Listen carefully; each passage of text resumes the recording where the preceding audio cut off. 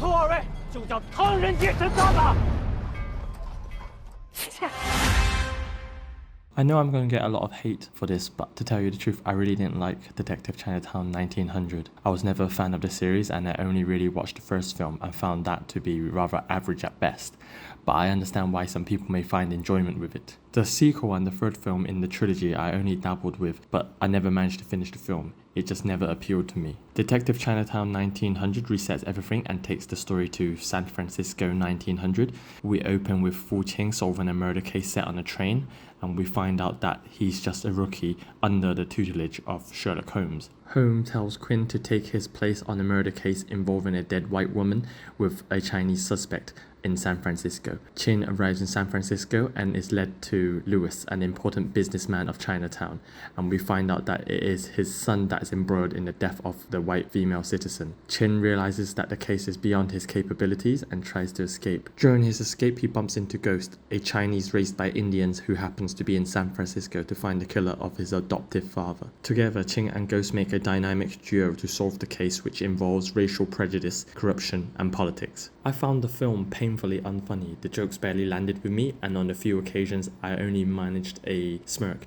The opening set upon the train carriage where we see Chen solving a murder case with those gathered around him pulling faces and crooked heads in union was an introduction to the type of comedy I was in for. Along with the cartoon sound effects that punctuate certain moments is rarely an indication of good comedy. It wants to go to the slapstick style, but it doesn't bring anything original to the proceedings, and at times it feels at odds with the serious nature of the film. There is an important forbidden love story within the film, but it feels so forced. Their love for one another just happens out of the blue, and you don't feel for their deep passion and love for one another. And when the partner shows little attachment nor feelings when the other partner dies, then how are the audience going to buy into their romance? And this romance is important to the overall mystery of the film. The murder mystery part of the film plays a very small role in the overall scheme of things. It's just a catalyst to bring the two protagonists together, and the majority of the film tends to be focused on the escapades of two revolutionaries, one who happens to be entangled with the murder case. The film fluctuates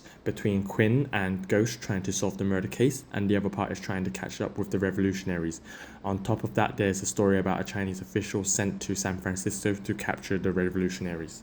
As for the detective side of the film, it's pretty by the numbers affair, with the team gathering information from the crime scene, visiting the morgue, and questioning the suspects, but it never felt clever.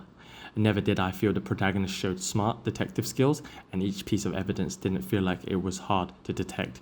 Everything was in plain sight and seemed like a major oversight of the killer's behalf. Nearing the climax of the film, there was a moment where the film thought it was being smart by trying to mislead the audience into thinking that they had the killer. But the way it was shot, it was so obvious what was at play here, and it can be easily deduced what has happened. Returning as action director is Wu Gong. Though not an action film per se, there are a few action beats paced throughout. The action does not particularly stand out, the fights are more played for laughs, and what does occupy the screen is serviceable. The cast are all fine. Wang Baoqiang continues his goofball antics with ease, having done it many times before.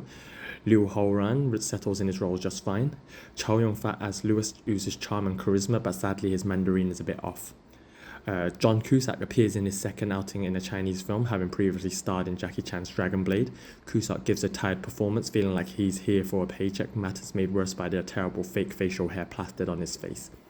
The rest of the foreign cast gives very weak performances. The majority of them overacts and scream their lines to present urgency, anger, or nervousness. The last 15 to 20 minutes of the film becomes too painful to watch, where the protagonist confronts the villain and spells out all their clues that led them here. It almost felt like I was watching a Scooby-Doo scene. Matters made worse by the flicking back and forth from Chinese to poorly spoken English from the Chinese cast. Then on top of that, we have Louis facing a trial, and he has this massive rant about how the Chinese are suppressed and how the Americans have bullied them. There is a moment where Louis's son, who is born and raised in San Francisco, he yells at his father that the US has done nothing for them, and how his hopes lies in China, which will provide them with answers. And this is despite having never set foot in his native country. Released over the Chinese New Year, which had the propaganda film Operation Hadao, Detective Chinatown 1900 was way more ham-fisted with its patriotism. Almost all foreigners are painted as stupid, corrupt, and evil, and there are no evil Chinese in this film. And if that's not enough to make you feel disgusted by the audacity of the film ends with the rich white folks living hedonistically, smoking cigars,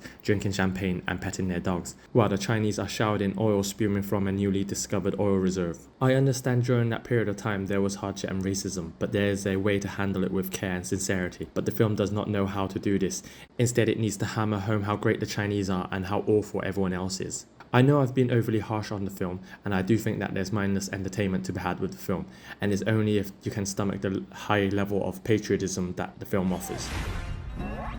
你吻我？当然是谋杀。谋杀？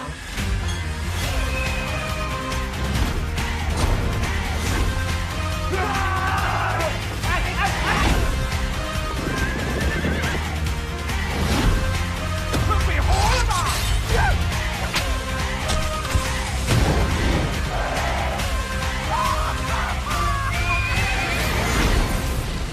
以后二位就叫唐人街神探。